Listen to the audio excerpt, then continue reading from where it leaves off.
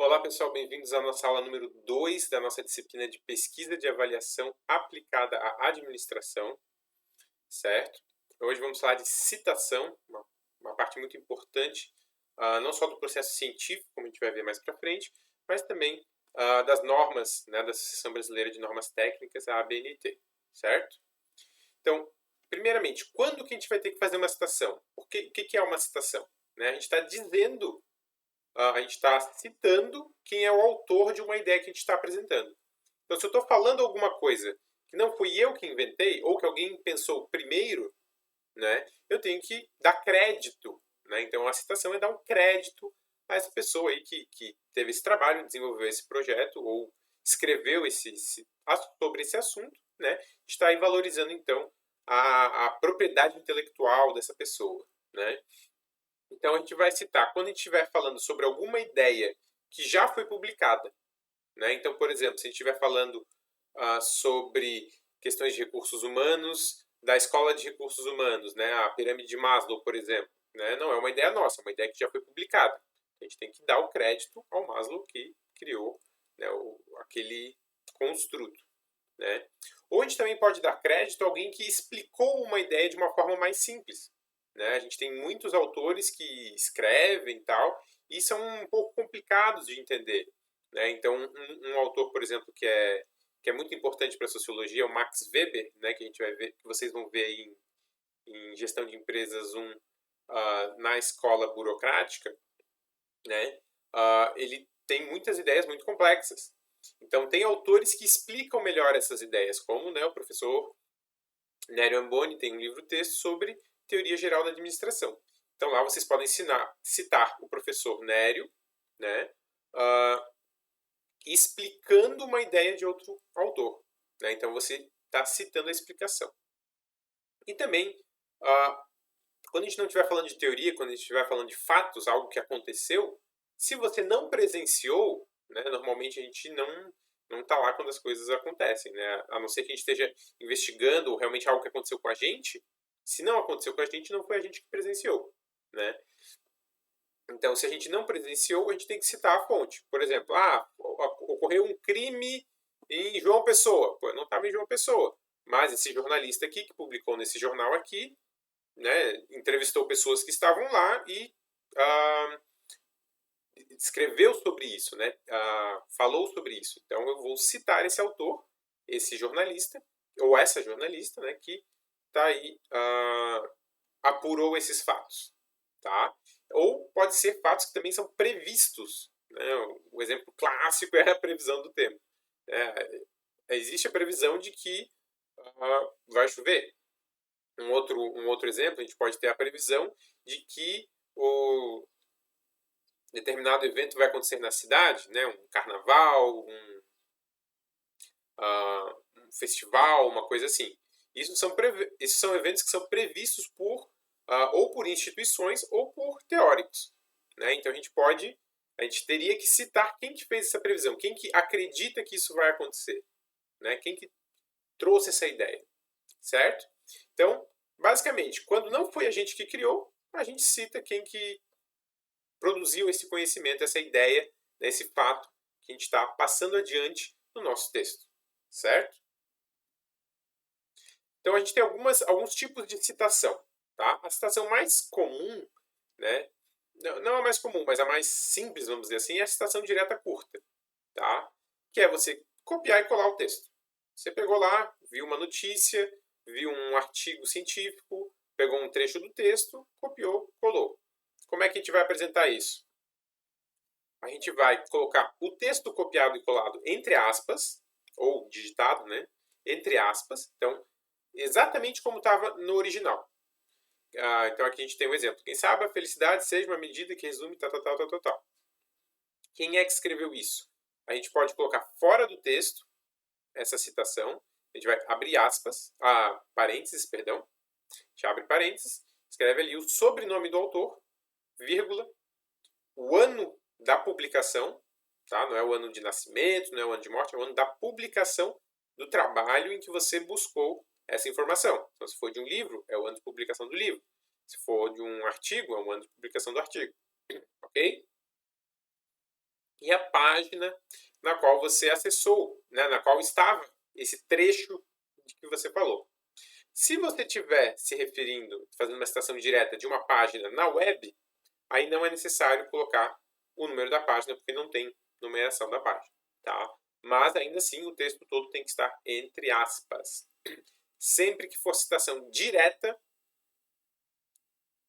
curta, né, é entre aspas. O que significa direta curta? Tá? É uma citação que ocupa menos de 3 linhas. Tá? Então é menos do que 3 linhas do nosso trabalho. Ok? Então, menos de 3 linhas, ou até 3 linhas, né? Pode ser uma citação curta. Mais do que isso vai ser uma citação longa, que a gente vai ver a seguir. Então, a gente pode colocar isso depois do texto, ou a gente pode, a gente fala, colocar o autor no texto. Então, como parte do texto, eu estou dizendo que, segundo o GL, a gente coloca entre parênteses ano e página, fecha parênteses, e aí coloca o texto copiado entre aspas. Tranquilo? A gente pode ter alguns complementos, tá? Se for um texto que estava em inglês e a gente traduziu, né, a gente pode colocar, a gente tem que colocar entre aspas a nossa tradução, tá? E no final aqui, depois da página, a gente vai colocar tradução livre, perdão. Né? Por quê? Porque a gente traduziu, mas não é uma tradução oficial, né? Não foi uma tradução publicada, né? Então a gente tem que colocar aí que foi uma tradução, meu Deus do céu, uma tradução nossa, ok? E a gente pode ter também grifo do original, quer dizer o quê? Se, por exemplo, uma dessas palavras aqui estava em negrito no original, então no site, no livro, no artigo, a gente tem que identificar que esse grifo pode ser um sublinhado, pode ser um negrito, pode ser um itálico, tá?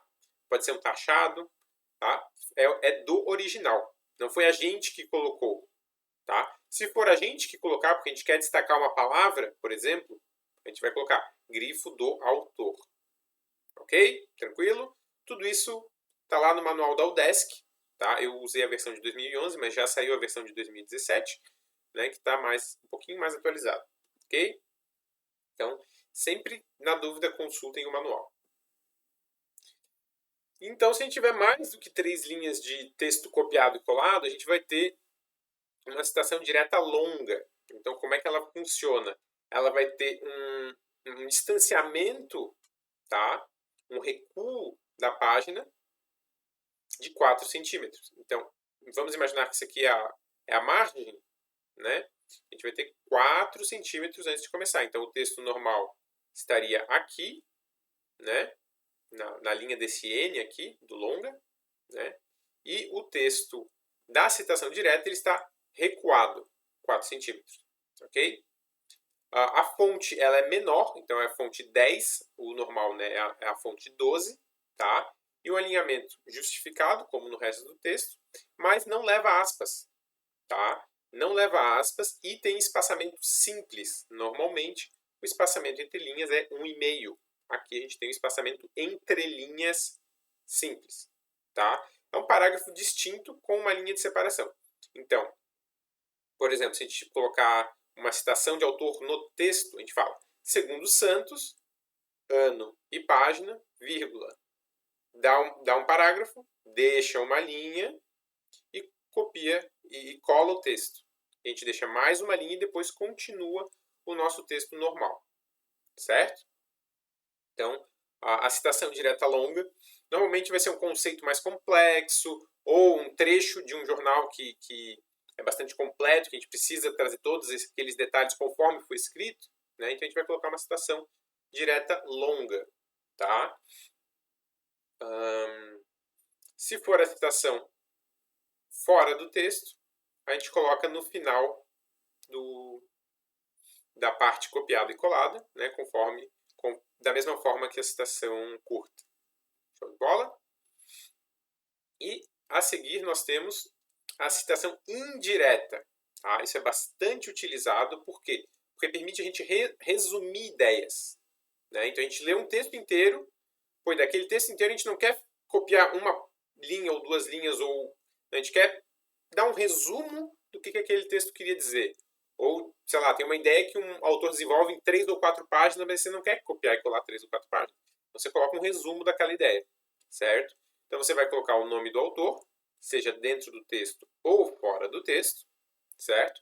E apenas o ano. Não precisa colocar número de página. Lembrando que se for fora do texto, o sobrenome do autor tem que ser todas em maiúscula, tá? Caso seja dentro do texto, a inicial maiúscula e o resto em minúscula. Aproveitando, se a gente tiver mais do que 3 autores, tá? A gente vai usar a expressão et al.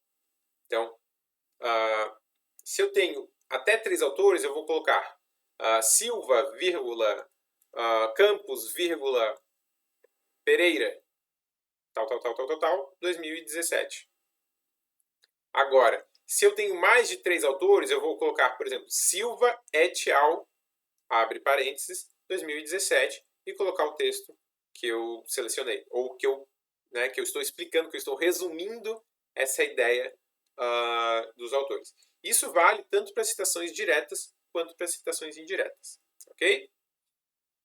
Então, o importante da citação indireta é, ela está resumindo uma ideia, certo?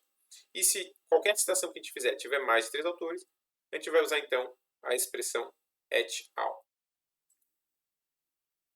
Finalmente, mas não menos importante, às vezes a gente quer citar um autor, mas a gente não teve acesso à obra, né?